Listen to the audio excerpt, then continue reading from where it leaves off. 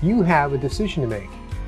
Whether you realize it or not, you have a decision to make. Whether you're 25 or 95, you can even extend that up to 105. But what the decision is how are you going to keep your cognition to become unencumbered by being cognitively impaired, by becoming gradually demented, by gradually getting into Alzheimer's. You think it's sort of like it's a remote possibility. Actually, it's growing faster and faster. And in North America, Canada included, it is well documented now that cognitive impairment starts in the 20s. Why does it start in the 20s? It didn't always start in the 20s. 100 years ago, how would we know, really? But we can guess that the factors that we believe that start cognitive impairment now, such as the food quality has dropped off incredibly, the water and air and so on and so forth have been compromised depending on where you live, and environmental toxins in general. But all that aside, the big fork in the road is, how do you see yourself going forward in terms of always using medications? And what got me started on this topic that I've done a lot of videos on already is I got an ad and email. I had a whole nother topic lined up that I was going to go into. It was more about metabolic something or other, but we'll get into it as it shows up. But I got an ad and email from a pharmaceutical company saying that they have a new form of an old Alzheimer's medication. And that new form is a transdermal patch that will kind of leach the medication into your bloodstream should you need it. And it will help you that way. And that part actually is pretty interesting, because if you really are working with cognitively impaired people, they're not going to be taking their own medication. They basically have to be administered.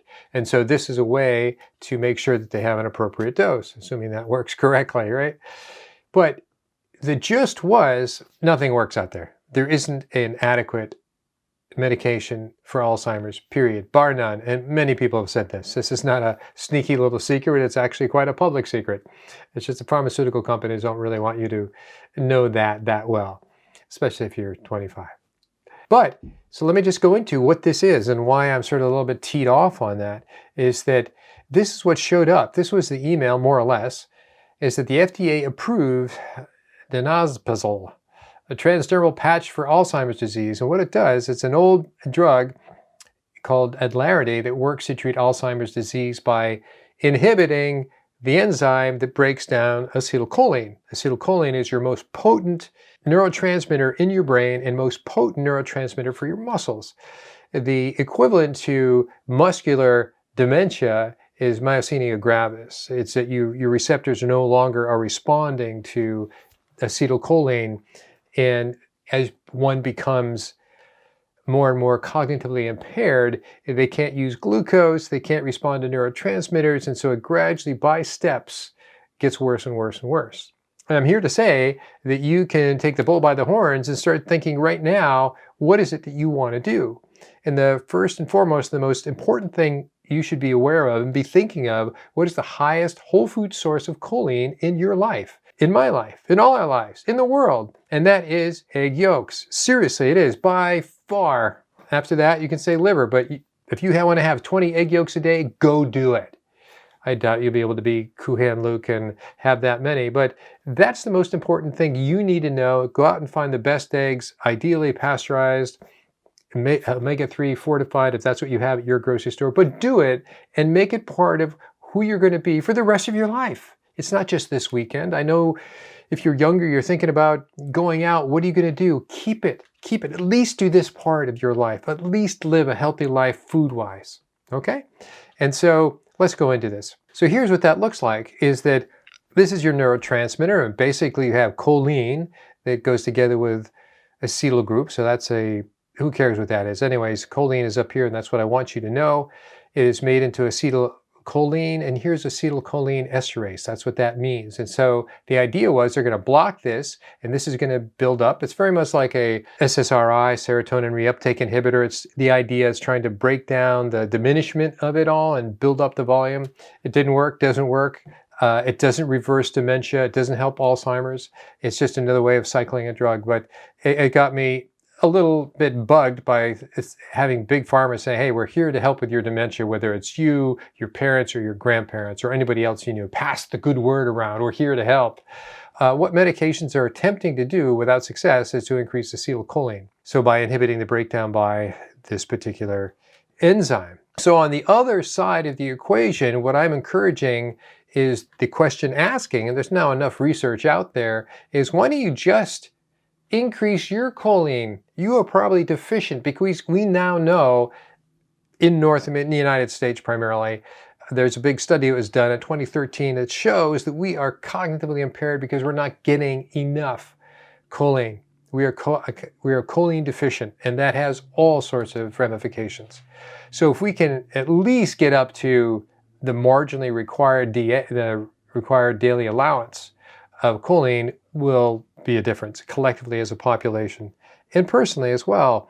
As an aside, in the last 2 years in the pandemic, we've had more suicides, we've had more violent crime, we've had more overdosing from deaths. Where do you think that's from? From very unfriendly, unhappy people. This will help with that. I'm not saying it's a happiness pill, but it'll help with cognitive health, cognitive awareness, so you'll see your choices out of this and it doesn't look so dark for you.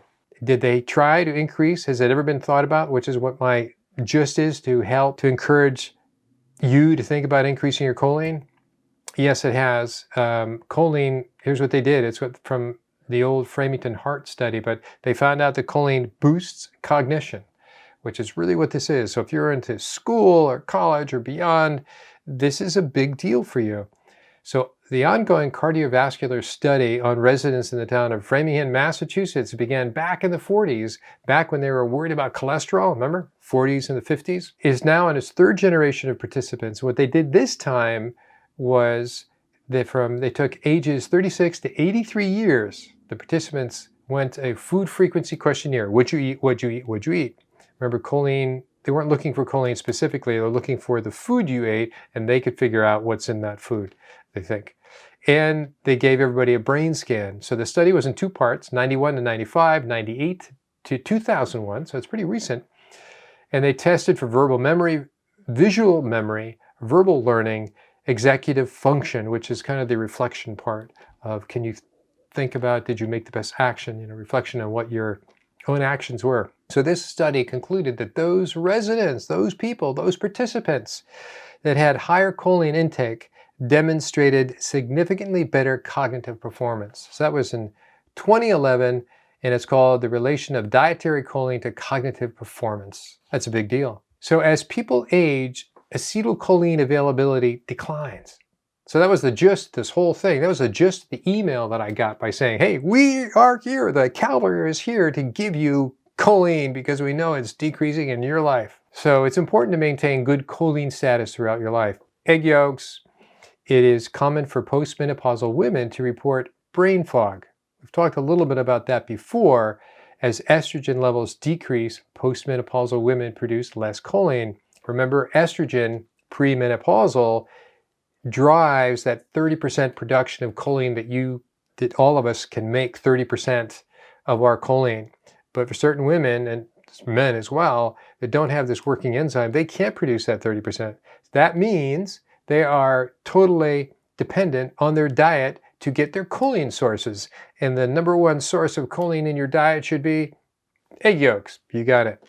This deficiency, coupled with low dietary intake of choline, means that less raw material, choline, for the body to make neurotransmitter molecules, acetylcholine.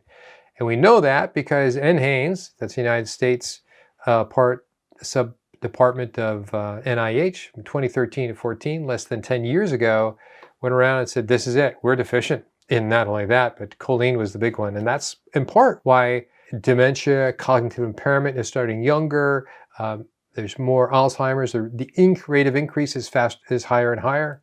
So that's a big deal. They also did, this is completely independent, this is research. They took mice, as you know, you can get knockout mice that are to represent any particular disease state you want. And so these knockout mice were meant to have Alzheimer's, to be very demented, to be programmed from birth that they were going to very quickly become demented and have Alzheimer's, AD, Alzheimer's disease. So female mice bred to display Alzheimer's-like symptoms develop progressive cognitive decline. When mice received additional choline, nothing really fancy, they didn't give them acetylcholine, received additional choline in their diet, they showed marked improvement in cognitive performance. So many factors contribute to the development, including of Alzheimer's. Females have an increased risk of developing Alzheimer's, remember the PET gene mutations. So the studies have identified diet as a significant factor. Shazam! Diet. Because the 30% is so hard to produce, given these particular SNPs now, that the diet is really important. At worst, it represents 70% of your choline source.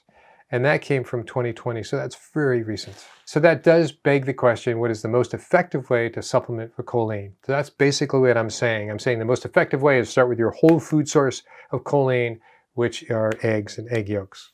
After that is various liver. We've talked about liver a lot, eh? You know, what are the actually observed effects? You can now help people that are in these various states of cognitive impairment. And this is one of the ways. We're going to get into other ways to help as well, but choline is so important. We've talked about choline and methylation with folate and B12. They are three most important supplements you need to have. Anyways, the benefits you get with choline supplements are increased focus and concentration. So if you're thinking of school and yourself and college or just at work, improved learning capacity, faster decision-making, accelerated information processing speeds, better working memory function, increased mental energy, etc. It's really driven by the choline source, but also your personal deficiency. So we know we're all deficient, so we're all going to benefit. Some are more deficient than others. So of the different types, you have what is the best source? Right up there next to acetylcholine, but not being acetylcholine, is a thing called CDP choline, and after that it's alpha GPC. And you can get them in supplements. Should you want to look at where we get our supplements, and I'm not saying you have to or not, but it's a great place. It's Wellevate. Go in and take a look, but you need to have this down in terms of there is a hierarchy of choline supplements right up next to acetylcholine and right down to the basic ones that are right about like lecithin, phosphatidylcholine. And you're going to be making, your body makes its own phosphatidylcholine and phosphatidylserine and acetylcholine. These are all very important. So acetylcholine, most bioavailable form, etc. But I want you to think about what you can do to help yourself. Food first, supplement second, and not be a statistic 60 years from now, 20 years from now. I see this to my colleagues and classmates. They just can't maintain the focus that they used to. And they thought it was a joke that their diet was important to them 20 years ago. Till next time.